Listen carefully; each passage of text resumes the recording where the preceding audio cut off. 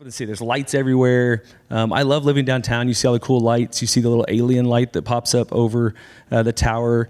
All this cool stuff. But what you don't get to see is the sky, really. Like, I've only seen the sky look like truly endless a few times in my life, I would say.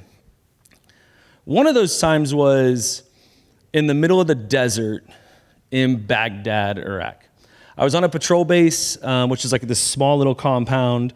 We're outside of the main base area. We were living in what was an old house of Uday and Qusay. They were Saddam Hussein's sons. So they had this big house. It was on the Tiger server that we had taken over. And it was our patrol base. And I was living there. It was like this little area of the desert that had what we used to call moon dust. It's this sand that's like ultra fine, almost like talcum powder, and it just gets in everything. We were on like a blackout patrol base, meaning there was like no lights. At night you had to turn all the lights off. In fact, DJ and I were just comparing lights on our watches, which I didn't have this in Iraq, but so I have a flashlight. Do you guys know this? His Garmin has a really bright one, but what he couldn't figure out, wait, where is it at? Now I can't do it. I knew this was gonna happen.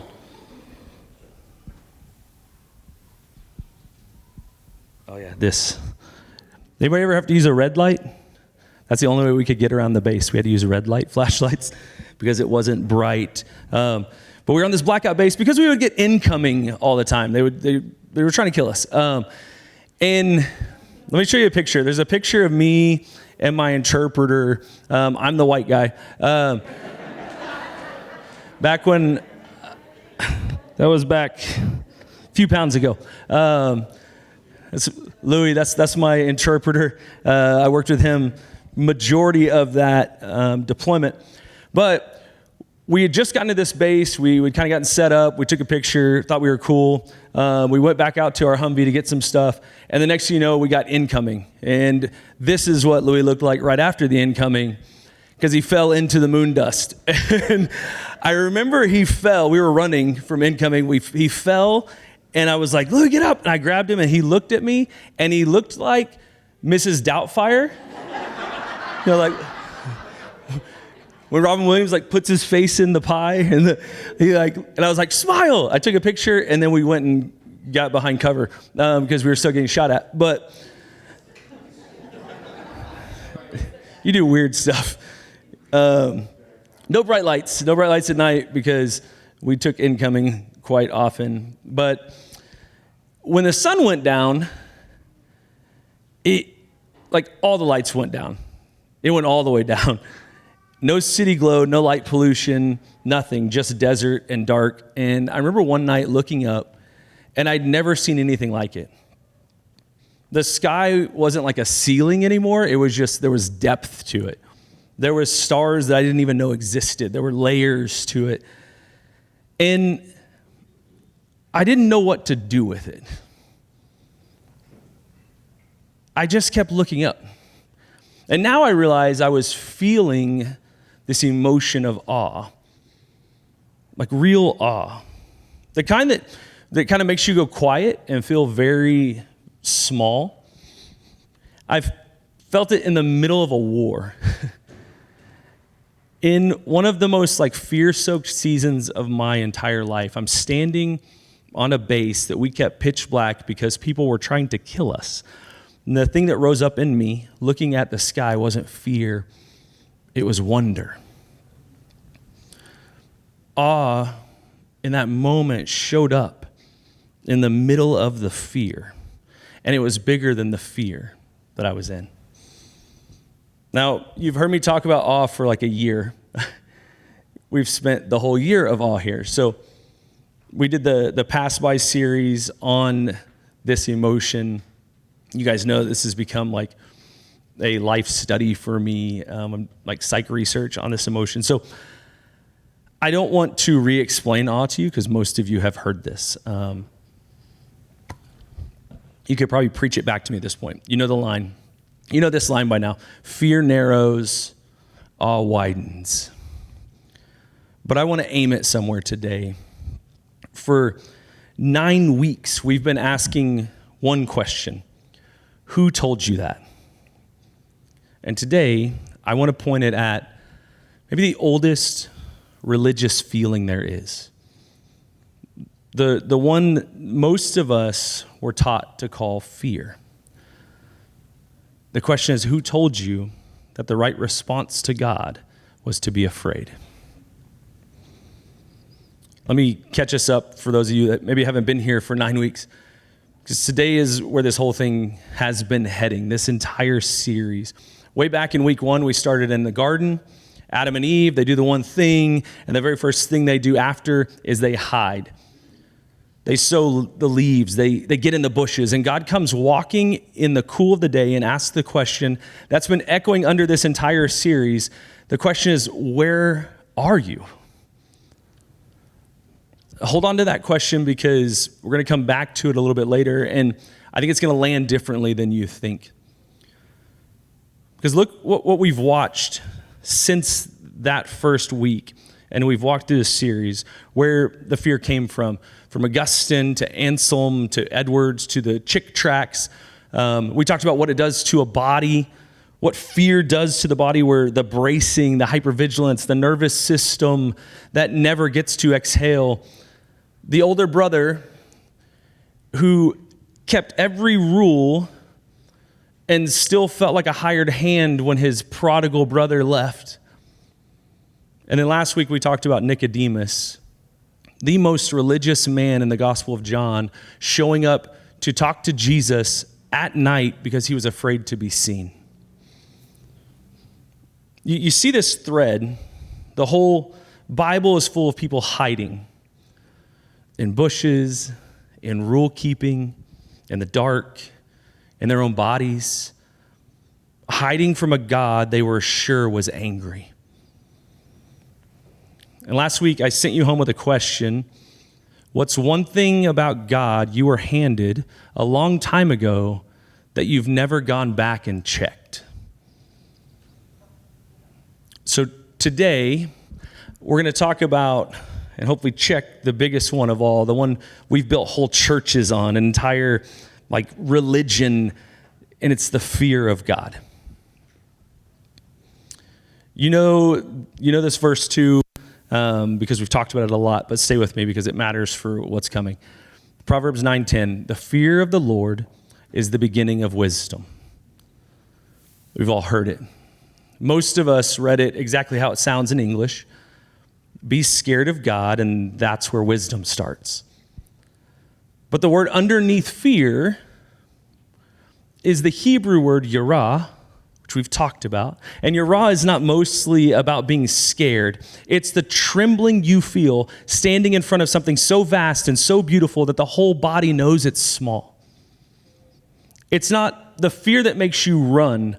It's the thing that makes you take your shoes off, because you know you're in a place that is holy. Yirah is awe, reverence before the vast and holy. Not the fear that makes you run, the awe that makes you take your shoes off. One pushes you away and one pulls you in. We have a word for it. We don't use it in the church a lot. It's that word awe we don't use it in most churches. This church, you hear it a lot. So, yirah, translated to awe, the beginning of wisdom is the awe of the Lord, is a very different sentence than the beginning of wisdom is being scared of the Lord. One starts you on a path of wonder, the other starts you in the bushes. And somebody somewhere took the trembling wonder word and translated it into the danger word, and then built a whole religion on the danger. And here's why this is not just word games. You can't argue your way out of fear that lives in your body.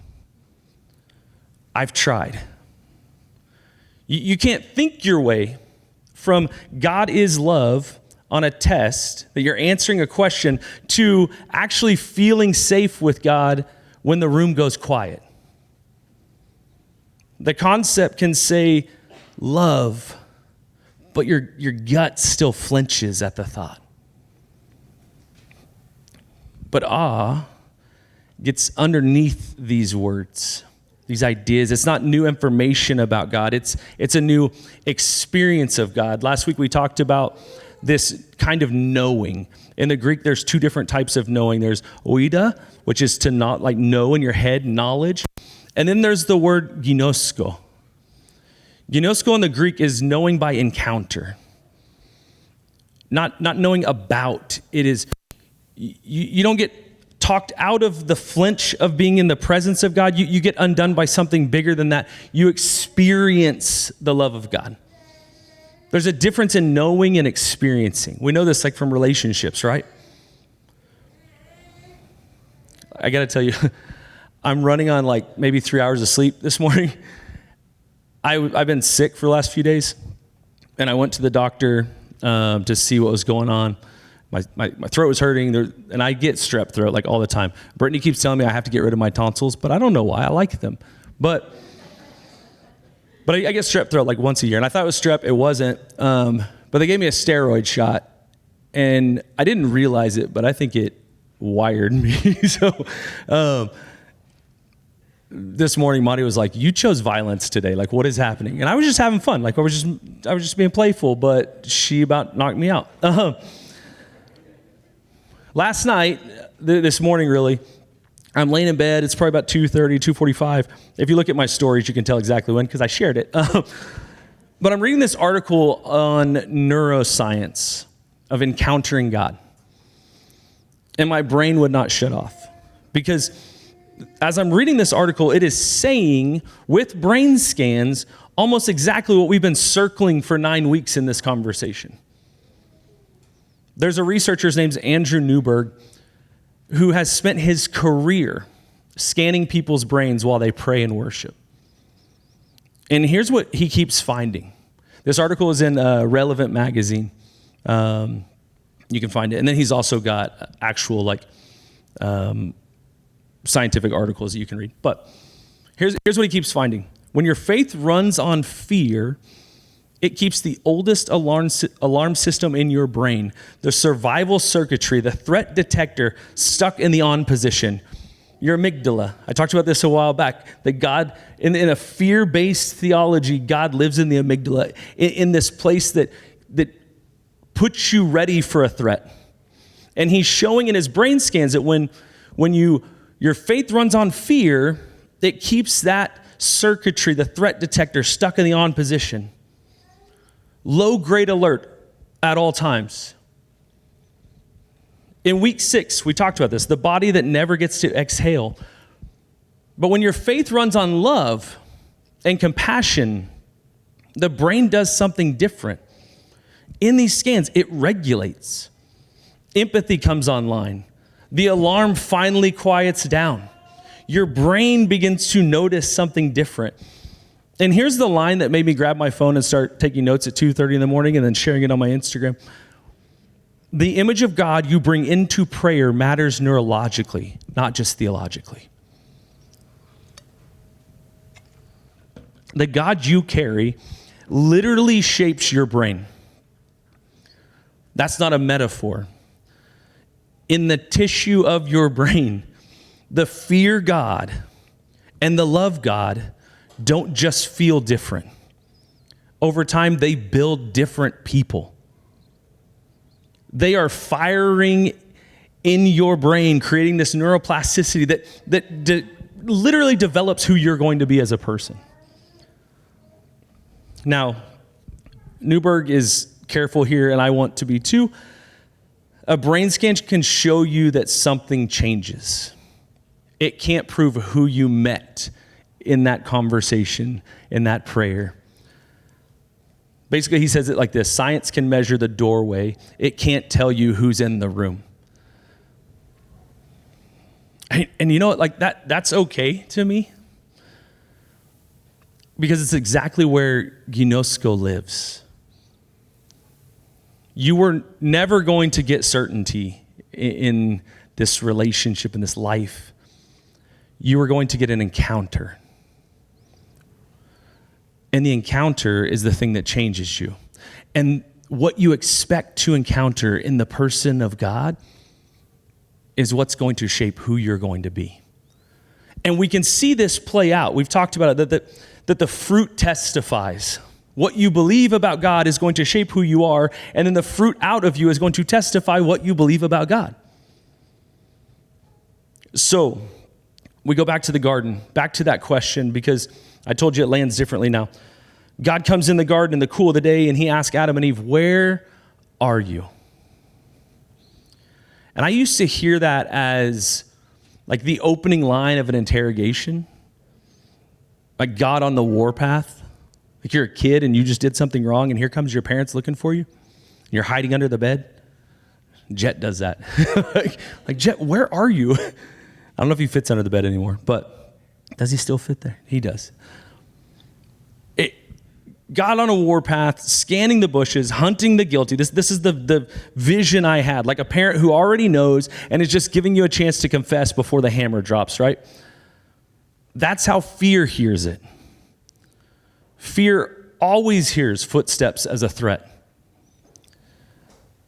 But read it again, slowly. Two people are hiding, certain their relationship with God is over, certain God is now their enemy, and what does God do? God comes looking. God walks into the worst moment in the human story, and the first words out of his mouth aren't, "How could you?" It's, "Where are you?" That's not a threat, that's a search. That's the sound of someone who refuses to let the hiding be the end of the story in this relationship.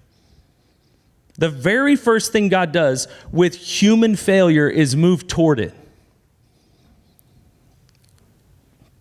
And we've watched him do this move, this whole series that we've talked through. The father in the prodigal story running down the road before the son can even finish his speech. Jesus meeting Nicodemus in the dark and never shaming him for it. Same God every time. The God who comes walking into the garden. The God who runs down the road. A lot of us spent our whole lives hiding from a God who was never hunting us. We were crouched in the bushes, bracing for footsteps, and the footsteps were never coming to punish us. They were coming to find us. Now, one of the questions as I'm studying and talking about this and thinking about this that comes to my mind, so I guess that it probably comes to yours too. So I don't want to do us a disservice as I'm up here talking about this. As I talk about God is like a father running down the road, I don't want to just breeze past the thing that I know some of you are thinking. What about the God in the Old Testament? The flood that drowns the world. The plagues. The hard one, the one we don't say out loud. The places where God appears to command Israel to go into a city and leave nothing alive. Men, women, children. We can't just skip that, right? Like it'd be nice just to be like, we'll just forget about that. But that's not the text messages I get. That I've been reminded that I ignore and don't reply to.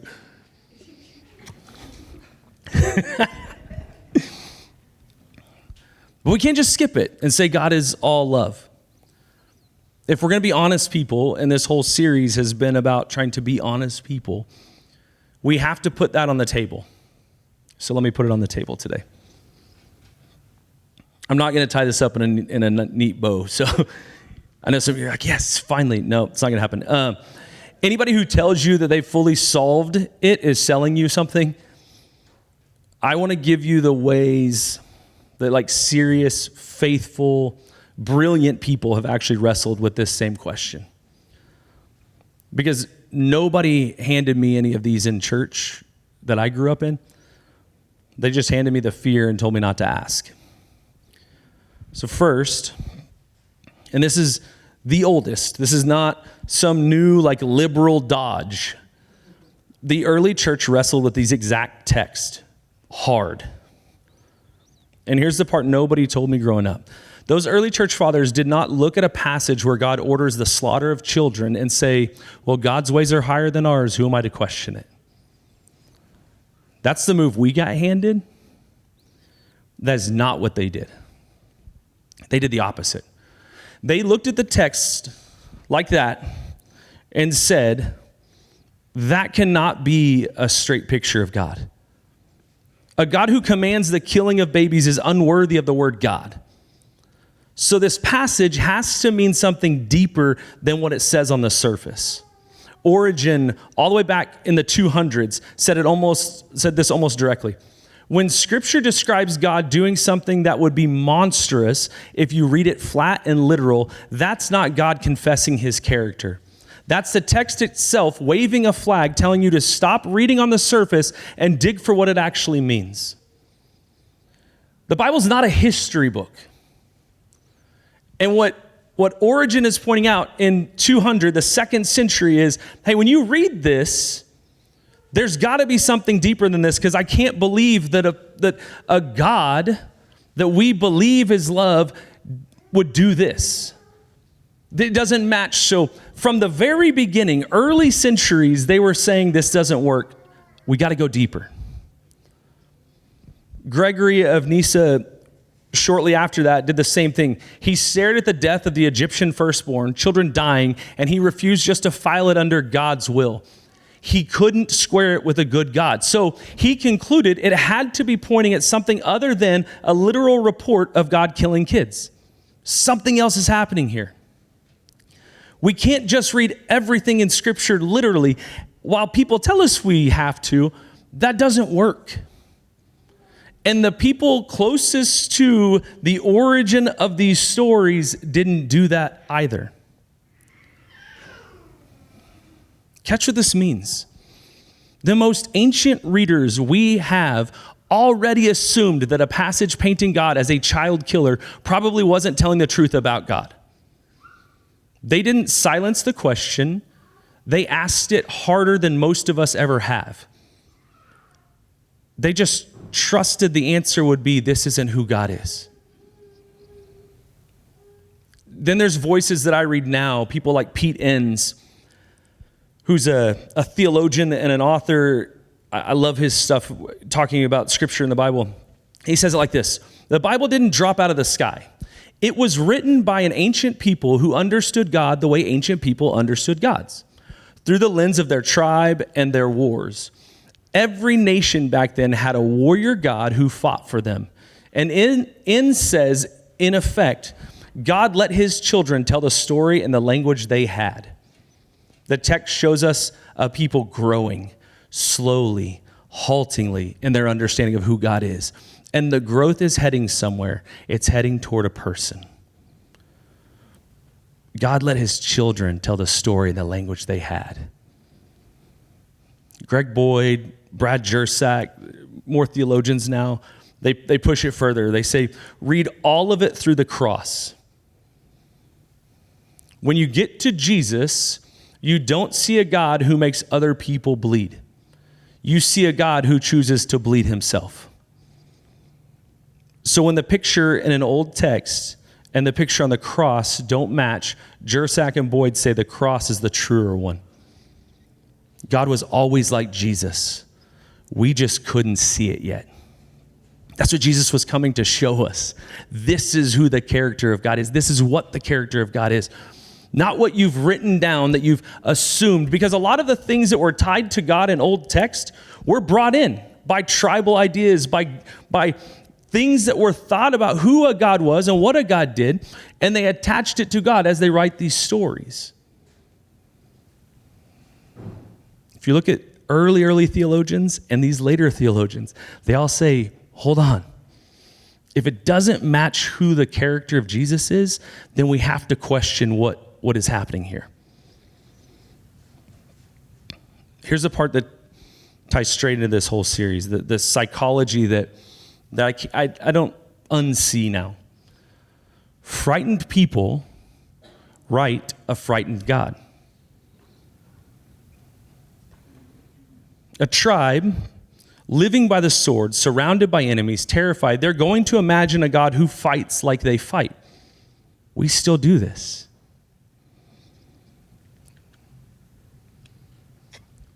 A God who's going to protect the U.S. at all cost, that's going to go fight our holy war.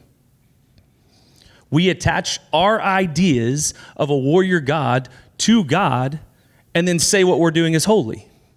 This is not a new thing. It happened in the early writings. We've spent 9 weeks now watching human fear shape the picture of God. Why would we be surprised to find our own fingerprints all over the oldest parts of the story too? Sometimes the violence in the text tells us less about the heart of God and more about the fear and the people that were holding the pen. So what do we do with all of it? That probably, you got questions, I get it. You'll have a chance next week. What do we do with all of it? Here's where I land. It's the same place this whole series has been pointing. When the pictures of God conflict, Christians have a tiebreaker. Listen to how the book of Hebrews opens. In the past, God spoke to our ancestors through the prophets at many times and in various ways. But in these last days, he has spoken to us by his Son, the radiance of God's glory and the exact representation of his being. The exact representation. And John says, nobody has ever actually seen God except the Son, who has shown him to us. And then Jesus just says it flat out. If you've seen me, you've seen the Father. So, when you want to know what God is actually like, you don't start in the conquest of Canaan in the Old Testament. You start with Jesus. And then you let Jesus reach back and read everything else. So let's do that. Let's watch him. There's a scene early in Mark's gospel. I don't think most of us slow down enough to feel how shocking it can actually be. There's a man with leprosy. He comes to Jesus. Now, leprosy back then wasn't just a disease. It was a social death sentence. You were ceremonially unclean. You couldn't live in the town. You couldn't worship. And by law, you had to keep your distance and call out, unclean, unclean, when you walked, so people could get away from you. Nobody had touched this man in years. Years. Nobody was even close to him. Sit in that for a second. The thing he'd lost wasn't just his health. It was every hand that ever might have reached for him. And he comes to Jesus. And listen to how careful he is. How much shame is in his statement to Jesus. If you are willing, you can make me clean. If you're willing. He's not even sure he's allowed to ask. And here's the line. Mark 1:41. Jesus reached out his hand and he touched the man. He touched him. Before the healing, before anything got fixed, before the man was clean, Jesus put his hand on him. And you have to understand what that did. Under the law, Jesus is a good Jew. And under this law in Jewish times, when the clean touches the clean becomes unclean. That's how it always ran. Contamination flows downhill. Like everyone watching expects the dirt to win, right? Like the way dirt always wins. I know I've seen Rob at times, he'd put like a cup of water. Have you ever seen him do this? Cup of water, and then he'd pull like take like sewer water and just like a drop into the water. You still want to drink it? No, the whole water is contaminated now. Same concept here. Jesus touches the unclean. By law, he just became unclean. But it doesn't work that way with Jesus. It runs backwards. The uncleanliness doesn't crawl up his arm. His wholeness flows down into the man. And wholeness turns out to be the thing that's contagious. Holiness turns out to be the thing that's contagious. That's the picture of Jesus. That's who God is. Not a God who keeps the unclean outside the camp. A God who walks to the edge of the camp, to the person nobody will go near, and reaches out his hand first. Before the fix, before you've got it together, before you've cleaned yourself up enough to be touchable. This is the same God walking into the garden asking, "Where are you?" The same God running down the road to his son. I think we touched on like the sheep and the goats a few weeks back in Matthew 25, or the Samaritan stopping on the road to help the man that had been beaten and been walked over by the religious leaders. It's the same God every single time. And it's not the God that most of us were handed. The God we were handed kept a list and kept distance. The God Jesus shows us closes distance. He always closes the distance. And that's how he came in the first place. In the very first story we see of God approaching humanity. Let me pay off something from last week that I know I left a lot of stuff on the table. Some of you took the survey last week before week 8, and one question was, when you hear, "For God so loved the world that he gave his only son," what comes to mind first? And as a room, almost all of us said Easter or the cross or hell. Almost nobody said Christmas. I told you to hold on to that, and I don't know that I got back to it. Here's why. We've read that verse as a transaction for so long that we forgot what gave actually means, what it actually opens up.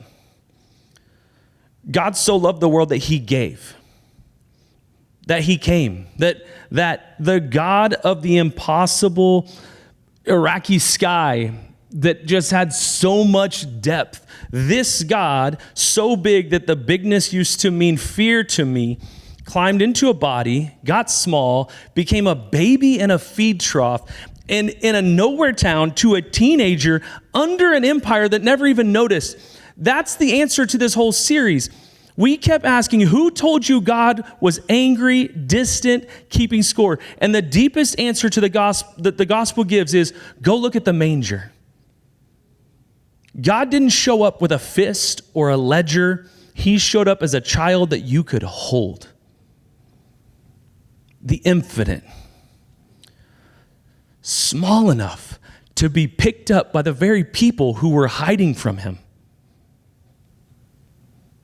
That's not the God you hide from. That's, lying in the hay. And John, the same John who gave us that verse in John 3:16, says it as plainly as anyone ever has. There is no fear in love, but perfect love drives out fear. Because fear has to do with punishment. Read it slow. Fear has to do with punishment. So if what you feel toward God is the bracing, the flinching, that's not the that Proverbs is talking about. That's the punishment fear that perfect love is designed to walk into the room and drive out. Not because you tried harder, because love showed up in person and reached out his hand. So here's where 9 weeks has been taking us. You were handed a God to be afraid of. I was handed a God to be afraid of. And underneath that fear, the whole time was a feeling that was only ever meant to be awe. You had the trembling, right? You just had it aimed at threat instead of wonder. And when the old pages scared us, when the people with the microphones scared you, there was always a clearer picture you could go stand in front of. A man reaching out his hand to the one nobody would touch. A father running down a road. A God walking into a garden, into the worst moment we've ever had, asking not, how could you, but where are you? Because he came looking. You don't have to hide from a God like this. That's the whole thing. You can come out of the bushes, out of the rule keeping, out of the dark, like Nicodemus finally did, out into the daylight, carrying more love than he knew he had. The footsteps in the garden were never coming to hurt you. They were coming to bring you home, and they still are. Some of us have been hiding so long, we forgot it was an option to even stop. We got so good at bracing that we mistook it for faith. We called our fear the fear of the Lord, and we wore it like a badge. But the beginning of wisdom was never terror. It was awe. A sky full of stars over a war zone, and a God big enough to fill it, who got small enough to find you.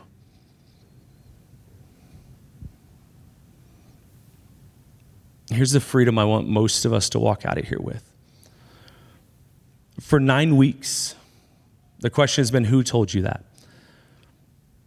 And do you realize what that question has been giving you this whole time? Permission. Permission to wonder. Permission to ask. Permission to walk out to your car today without having it all nailed down.